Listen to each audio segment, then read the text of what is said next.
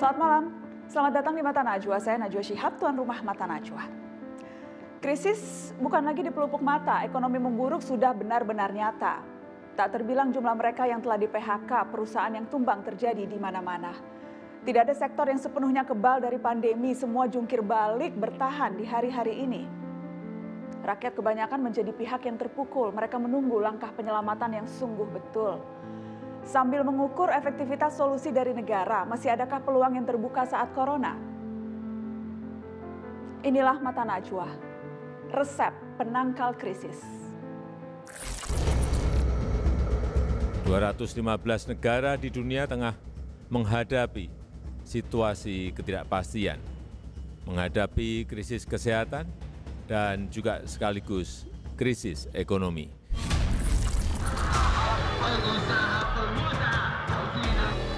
Untuk yang masih bekerja juga akan diberikan bantuan, tapi yang ikut dalam BPJS Ketenagakerjaan. Sehingga kita harapkan pertumbuhan ekonomi secara nasional ini akan tumbuh lebih baik dari kuartal yang kemarin.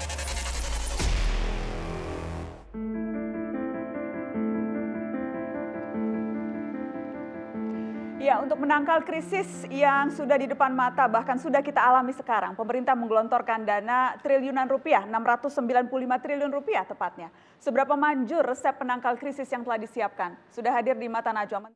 Terima kasih sudah hadir. Kita mau membahas soal resep penangkal krisis. Karena resepnya sudah dikeluarkan, saya mau tanya kepada yang biasa menilai apakah resepnya manjur atau tidak.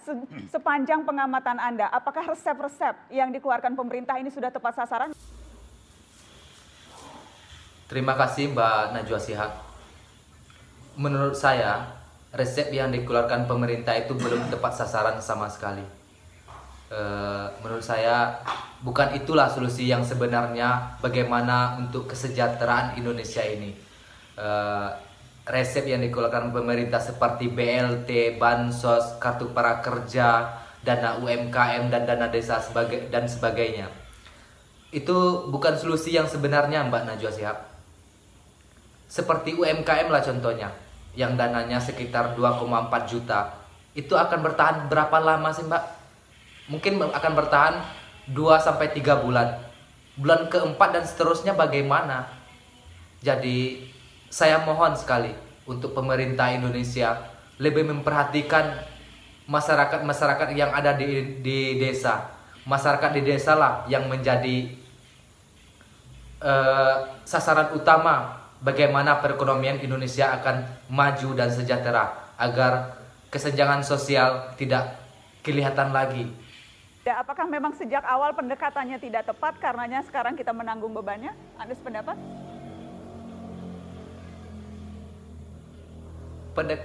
Pendekatan selama ini menurut saya sudah tepat yang dilakukan pemerintah pusat dari zamannya Pak SBY dan Bapak Jokowi sekarang yang melakukan pendekatan seperti resep lah di sini kita bicara ya Mbak ya.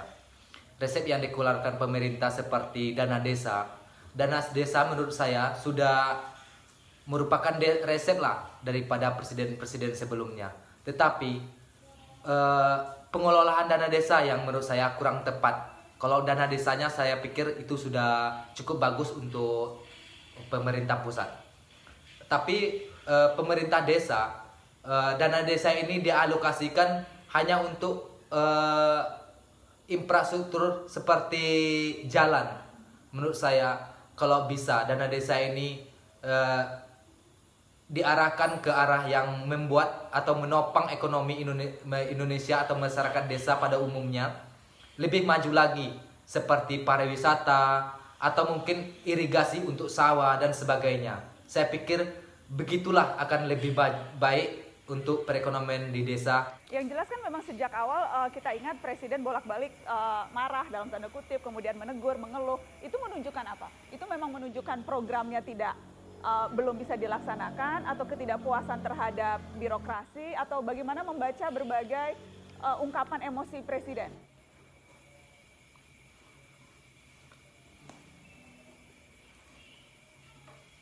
Iya Mbak, Presiden marah, menegur, dan mengeluh, saya pikir itu menunjukkan ketidakpuasan terhadap birokrasinya. Semua masyarakat Indonesia tahulah kalau presiden sudah beberapa kali mengganti beberapa menterinya. Bicara soal ekonomi, menurut saya setidaknya tertuju kepada presiden dan menteri-menteri saja. Karena kita masih memiliki pemerintah daerah seperti gubernur, bupati, atau wali kota. Apakah mereka ini seharusnya tidak ada karena mereka tidak diikut sertakan? Saya pikir mereka akan dituntut lebih kreatif lagi apabila mereka ada. Saya contohkan seperti saya pernah tinggal di Yogyakarta beberapa tahun. Itu di Bantul tepatnya ada pasar pasti, itu pasar hewan. Sedangkan di tempat saya tinggal di Kabupaten Kuantan Sengingi di Provinsi Riau itu tidak ada pasar hewan. Ini pengalaman saya. Orang tua teman saya tepatnya itu kesulitan untuk menjual ternak kerbaunya. Mereka hanya bisa menjual 1 ekor untuk 1 tahun, itu untuk kurban.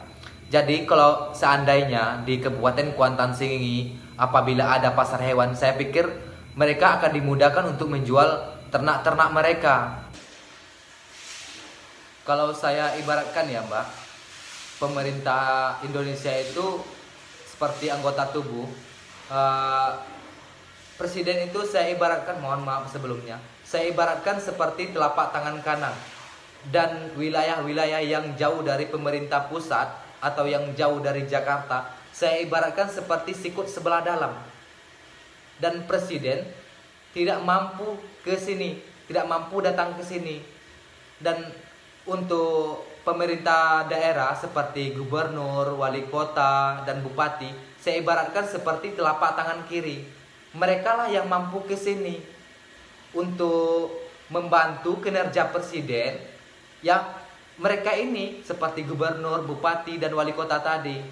Apa yang tidak bisa dilakukan oleh presiden, itu harus bisa dilakukan oleh bupati, gubernur, dan wali kota. Seperti permasalahan tadi, seperti pasar hewan di tempat saya, yaitu di Kabupaten Kuantan Sengingi. Itu apakah seharusnya presiden yang membuatkannya? Seharusnya bupati, gubernur, dan wali kota dituntut untuk lebih kreatif lagi dalam menjalankan tugasnya. Terima kasih sudah bergabung di Mata Najwa walaupun jarak jauh. Anda masih utang untuk datang langsung ke studio Mata Najwa setelah ini, Bang. Najwa Shihab.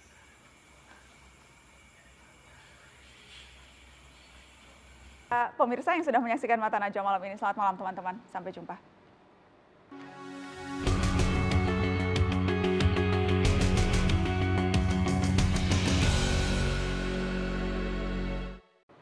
Krisis bukanlah barang yang baru bagi kemanusiaan. Tantangan yang datang adalah jalan tumbuh peradaban. Tikungan demi tikungan yang tajam serupa alat tempa yang membentuk berbagai kebaruan dalam sejarah kita. Tidak semua sanggup bertahan di masa pancaroba, sangat penting bekerja sama agar korban jangan berlaksa. Sebab mereka yang tumbang bukanlah sekedar angka, semua korban adalah makhluk mulia yang punya cerita. Sembari merawat kreativitas dan terus semangat agar celah-celah peluang bisa ditangkap dengan cepat. Pada setiap guncangan yang merombak tatanan selalu muncul ruang-ruang baru yang bisa dimaksimalkan. Kepada mereka yang dengan tegar sanggup bertahan, jangan lupakan kanan kiri yang butuh pertolongan. Kita tak sendiri mengarungi badai yang tak terperi. Tidak ada satu krisis pun yang mustahil untuk dilewati.